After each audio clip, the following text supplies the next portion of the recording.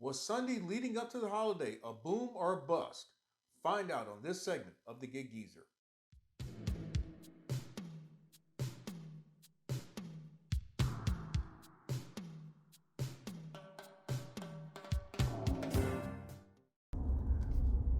It is Sunday, July 3rd, 2022. And if this is your first time checking out the Gig Geezer, hey, thanks for coming by. And if you would not mind, hit that subscribe button, give my content a thumbs up, share my content among others, and I definitely welcome your comments in the section below.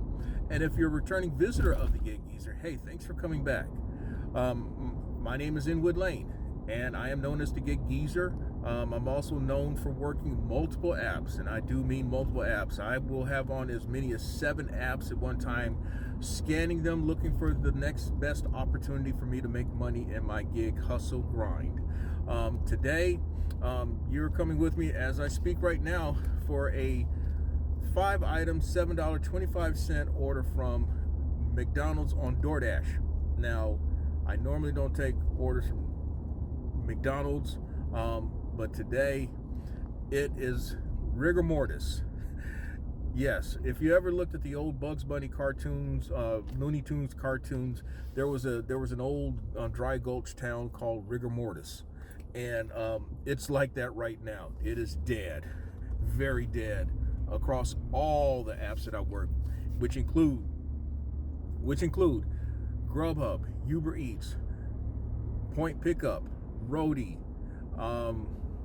Instacart, Ship It, and of course DoorDash. There are a couple other apps that I am active on that I've yet to really use, and I'm also still active rideshare. I just have not completed a ride on rideshare in about 2 years on both Uber and Lyft. But as it is right now, I am about 3.25 hours into my first half hustle. I have made all of $53, and that's the other reason why I took the DoorDash order from McDonald's, because it's just been that, like I said, it's just been that slow. Hopefully your holiday weekend is going better than mine so far. Yesterday I did make $206, and that was accomplished in about 8 hours, if not no more than 8 hours yesterday. It was probably more like 7.5 hours. In fact, it was like 7.5 hours to make $206 across both hustles. That's more like a typical Gig Geezer type day. Friday I put in a half hustle because in my last Gig Geezer upload I had what was titled as moving day, because I literally moved into a new place that I'm renting, and so I went out for the evening hustle and managed to make over $100 in like 3.75 hours that evening. And Wednesday and Thursday I put in full days and made over $200 respectively. But the big thing within the last week is that I had a winning streak of 27 consecutive days in which I made $200 or more, in which I worked first and second half hustles. That ended, and I made $185, if memory serves me correct, on last week Monday. So quite honestly, today's hustle may be endangered as well.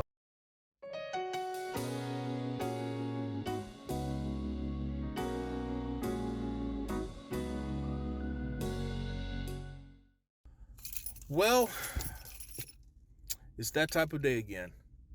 I show up at this McDonald's location because they have normally been opening up the inside, and this couple to my left tells me that they've closed the lobby and that you have to go through the drive-thru. I ain't doing that for no $7.25.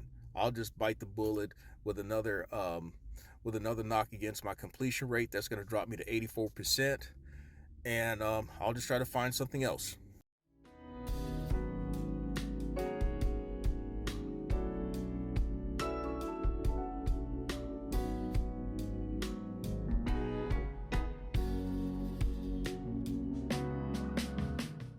It's actually the second order that I've had to drop today.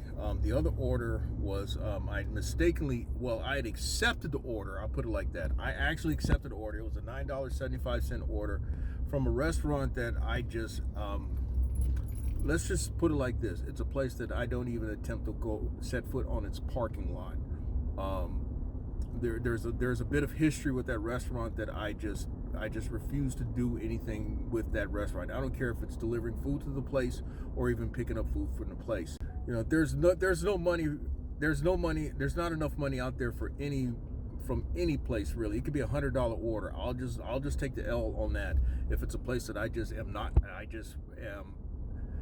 diametrically opposed to, just with all within me, morally, professionally, ethically, legally, whatever, when I don't want to have anything to do with that type of a place.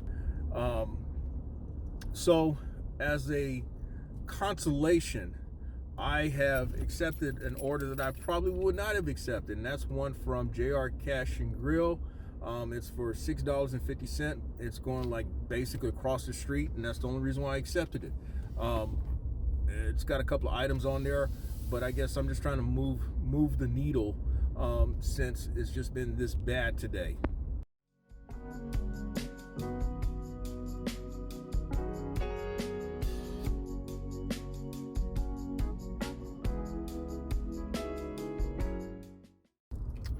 Admittedly, I probably made a big tactical error after dropping off the DoorDash and the Grubhub orders to start off the hustle, migrating to another part of the metropolitan area because I didn't sense any activity, or what I saw was the wrong stuff. And I'm thinking that folk in another area that I like to work, there would be some orders there, and all there was that Instacart from Lowe's. Once I migrated back up this way in the northeastern part of the Columbia metropolitan area, I started seeing stuff coming across my screen. But I may have lucked out I may have lucked out on the numbers game had I stayed up this way as opposed to working another part of the metropolitan area. That's my fault, and that happens sometimes. Sometimes you make the wrong decision out here. So we've dropped off that DoorDash order. It offered $6.50 and it paid $7. Again, it's not often that I accept orders like that.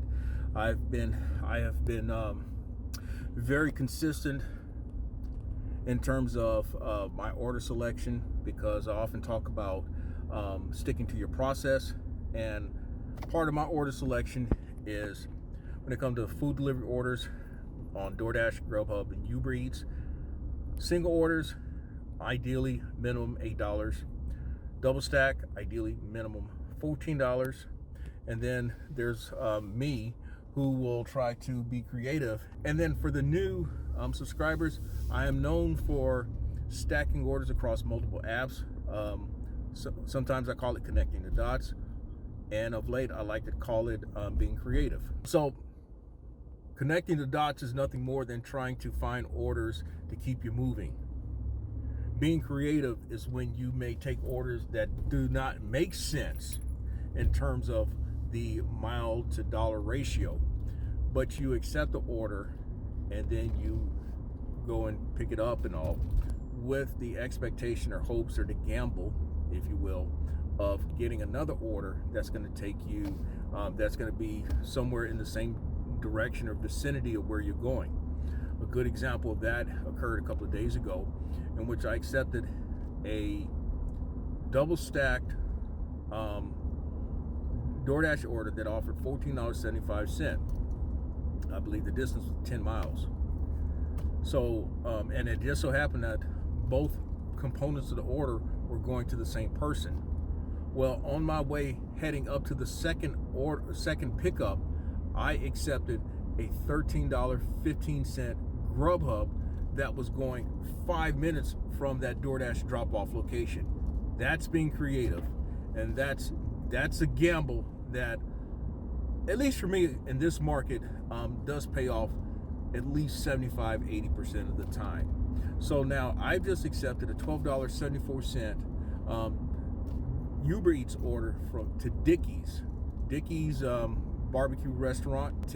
The drop-off location is about 10 minutes from the restaurant, and that's going to be my last order for the first half.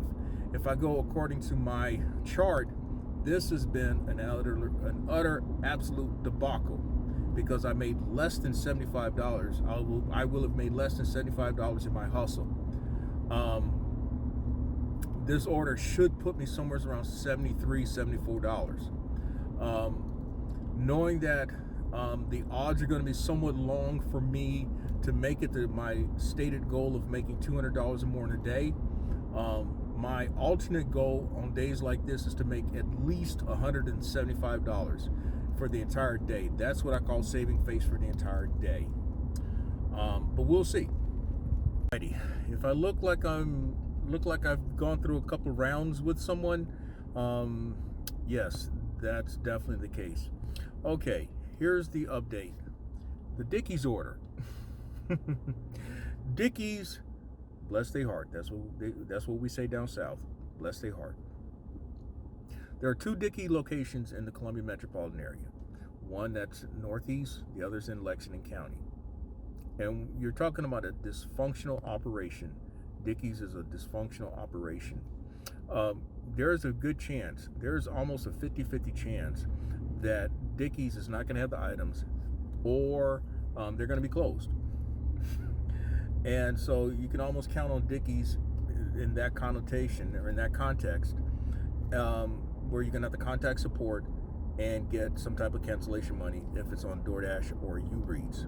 And so that's exactly what happened. In fact, the lady who kind of runs that is like the manager of that store. Man, she was on the phone with whoever the guy was she was talking to, telling him she needs help. There's nobody there. A guy who said he was supposed to be there is waiting on his clothes to dry. That was 2 hours ago. And last time I went by there to Dickies for an order, same thing. I'm telling from experience where they were out of items, and it was a DoorDash order that time, and so I got half pay for the cancellation. Well, while I was at Dickies, which is around the corner from an Instacart that I actually accepted, which is at Kroger. And anybody knows about Kroger, at least in the Columbia metropolitan area, Kroger is a harrowing experience at 3 of the 4 locations. At one location, aside from the frozen food section being decimated, you have very poor reception. I mean, absolutely poor reception. It's a 50-50 chance that you're going to deal with delays with your phone. And I remember talking about it one time with someone. I remember kind of complaining about that, and the guy says, "Yep, I know. I've worked at that store. I know what you're talking about." So I thought it was just me, but no, it's an issue in that area, at least particularly at that Kroger location. The other Kroger location, the one that I actually picked up orders from today, the dairy and cheese section is decimated, and the frozen section is often decimated. Well, today being holiday weekend, a lot of the items just weren't there, and this customer had me going back with other substitutions that they suggested. And so this order, for all it says, should pay at least $14. So as I was leaving Kroger and actually heading towards out of the parking lot, I lucked out and caught an $8.44 Uber Eats order from Chipotle. And so that's going to bring me from what was then just an absolute debacle to, you can make a light argument for saving face if it's just based on dollars and cents, but this hustle still was a debacle in my opinion. What more else can you say? We're in the middle of the slow season in the Columbia metropolitan area, highlighted by the 4th of July weekend.